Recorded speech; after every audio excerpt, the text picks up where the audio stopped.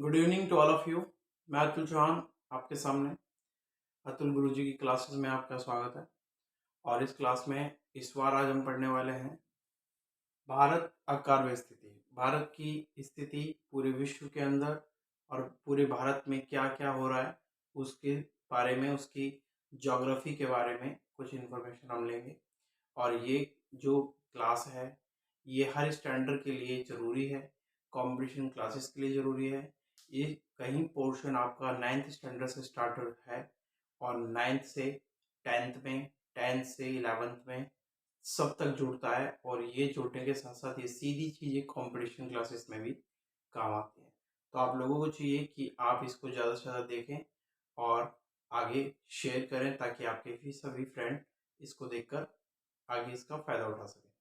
Start कर लेते हैं। देखिए, भारत अकार्य स्थिति, इस चैप्टर के अंदर जैसे ही मैंने यहाँ पर अकार्य स्थिति मेंशन किया है तो सबसे पहले तो मैं आपको बता दूं भारत जो है पृथ्वी पर कहाँ दिखता है। सबसे पहले तो देखिए मैंने पृथ्वी यहाँ पे बनाई हुई है। इसके अंदर मैं आपको बता दूं कुछ जो ऐसी लाइन ड्रॉ की गई है जो एक काल्पनिक लाइन है। काल्पनिक लाइन इस वह लाइन है जो पहले आज लाइन है नहीं, जिनको हमने अपनी सुख सुविधा के लिए बनाया है। हम अपने टाइम और प्लेसेस को डिफाइन करने के लिए हमने ये बनाया हुआ है। इनको अक्षांश रेखा कहते हैं, जो भाई पूर्व से पश्चिम दिशा की तरफ जाती हैं, ईस्ट टू वेस्ट। और जो देशांतर रेखाएं होती हैं जिनको हमने वो भी काल्पनिक रेखा है जो उत्तर से दक्षिण की तरफ जाती हैं। पहले तो ये बात क्लियर हो गई। इसके बाद अगर हम बात करें आगे कि भारत कहाँ पर है पृथ्वी के अंदर, तो अगर पृथ्वी को, ये पृथ्वी है, इस पृथ्वी को एक सबसे बड़ी अक्षांश रेखा देखी जाए जो पृथ्वी को दो भागों में बांट देगी, उसको हम विषुवत रेखा कहेंगे या फिर कहेंगे भूमध्य रेखा। और ये भूमध्य रेखा या विषुवत रेखा, जिसको हम इंग्लिश में इक्वेटर कहते हैं, ठीक इसके ऊपर जो पृथ्वी को दो भागों में बांट देती है, एक उत्तरी गोलार्ध और एक दक्षिणी गोलार्ध। और जो नॉर्थ पोल या फिर साउथ पोल के बात बात के बारे में बात चलेगी। और इसके बाद अगर बात करें भारत की स्थिति, तो भारत हमारा आता है उत्तरी गोलार्ध में। और उत्तरी गोलार्ध के अंदर हमारे दो लाइनें और हैं जो हमें ये ध्यान में रखना है उत्तरी और दक्षिणी में। एक 23.5 डिग्री नॉर्थ में है जिसको हम कर्क रेखा के नाम से जानते हैं, और एक है 23.5 डिग्री साउथ में जिसको हम मकर रेखा के नाम से जानते हैं।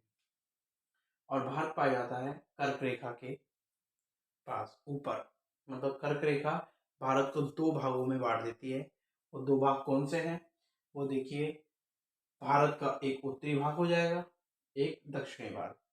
इसके बाद हमें नोटिस करना है भारत के बारे में, तो भारत विश्व के अंदर क्षेत्रफल की दृष्टि से देखा जाए तो एरिया के अकॉर्डिंग सातवां लार्जेस्ट कंट्री है, मतलब सातवां सबसे बड़ा भारत देश है। और भारत सातवां है तो भारत से छोटे कौन देश हैं, छह, उनके बड़े कौन से छह देश हैं उनके बारे में बात करेंगे। तो सबसे पहला है रूस, दूसरा है कनाडा, तीसरा लार्जेस्ट है यूएसए, चौथा है चाइना, पांचवा है ब्राजील, छठा ऑस्ट्रेलिया और 7वें नंबर पर खुद भारत आता है। तो इस तरह से ये पॉइंट क्लियर हो गया। अगर हम भारत की बात करें तो भारत के सीधा टॉप पर कौन सा राज्य है, जम्मू कश्मीर। और भारत के दक्षिण में तमिलनाडु राज्य आता है, और तमिलनाडु के नीचे ही थोड़ा जाएंगे तो कन्याकुमारी का एरिया आएगा। और जम्मू कश्मीर से कन्याकुमारी तक की दूरी, या फिर कहें उत्तर से दक्षिण तक की दूरी जो भारत के अंदर देखी जाती है, वो 3214 किलोमीटर होता है। ये भी ध्यान रखना है कि भारत की अगर हमें लंबाई देखनी है उत्तर से दक्षिण तो वो कितनी होगी, 3214। और अगर हमें नोटिस करना है भारत में पूर्व से पश्चिम तक की दूरी कितनी है, पूर्व से पश्चिम, क्योंकि पूर्व में हमारा जो राज्य पाया जाता है वो पाया जाता है अरुणाचल प्रदेश, जो हमारा पश्चिम में पाया जाता है वह पाया जाता है हमारा गुजरात। इन दोनों के बीच की अगर डिस्टेंस देखा जाए तो वो डिस्टेंस होता है 2933, मतलब 2933 किलोमीटर। इसके बाद कुछ और एक मेजर पॉइंट इसके लिखवाए मैंने जो जानने की जरूरत होगी आपको। देखिए कैसे, उत्तरी राज्य कौन सा, जम्मू कश्मीर, मैंने बता दिया। दक्षिणी राज्य तमिलनाडु। अगर बिंदु की बात करें कि दक्षिणी बिंदु कौन सा है, ये पेपर में बहुत बार आया हुआ है। इंदिरा पॉइंट कहते हैं इसे। इंदिरा पॉइंट भारत का दक्षिणी बिंदु है। इसके बाद नेक्स्ट पॉइंट जो उत्तरी बिंदु कौन सा है, उत्तरी बिंदु जिसे नॉर्थ पॉइंट कहेंगे, वो नॉर्थ पॉइंट होगा इंदिरा कॉल, जिसको हम इंदिरा कॉल के नाम से जानते हैं। इसके बाद हमें कुछ और पॉइंट भी जानना है। देखिए, पृथ्वी पर भारत का कौन सा अक्षांश दो भागों में बांटता है। अभी मैंने बताया कर्क रेखा भारत को दो भागों में बांट देती है, लेकिन सवाल ये आता है कि कर्क रेखा जो होती है ये कितने राज्यों को काटती है बीच में से। अगर मैं बताऊं आपको तो वह राज्य 8 हैं। देखिए, पहले गुजरात, यहाँ पर गुजरात है जो कर्क रेखा इस तरह से काटेगी। तो गुजरात के ठीक बगल में थोड़ा सा हिस्सा राजस्थान का बनता है जिसको कर्क रेखा काटेगी। इसके बाद मध्य प्रदेश आएगा जिसको कर्क रेखा काटेगी। छत्तीसगढ़ आएगा, उसी के पास का एक हिस्सा है, राज्य है। और उसके बाद हम नेक्स्ट पॉइंट देखेंगे झारखंड का, फिर पश्चिम बंगाल, त्रिपुरा और एट द लास्ट 8वां राज्य है मिजोरम। ठीक है ना। अब इसके बाद आपको एक और क्वेश्चन इसके अंदर मैं आपको क्लियर कराऊंगा कि भारत के पड़ोसी देश, कि भारत के पड़ोसी देश कौन से हैं। तो भारत के पड़ोसी देशों की बात करें तो भारत के पड़ोसी देश में सबसे पहले पाकिस्तान, उसके ठीक ऊपर अफगानिस्तान।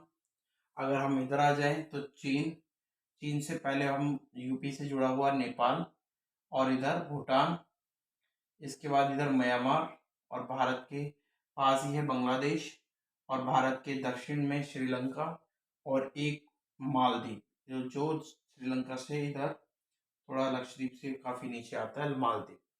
तो इस तरह से मैंने भारत के बारे में आपको सारी इन्फॉर्मेशन बताई। आप इसका स्क्रीनशॉट ले लीजिए। जिस बच्चे को इस चीज़ की नीड है वो उस चीज़ को लीजिए और ज़्यादा से ज़्यादा शेयर कीजिए। Thank you.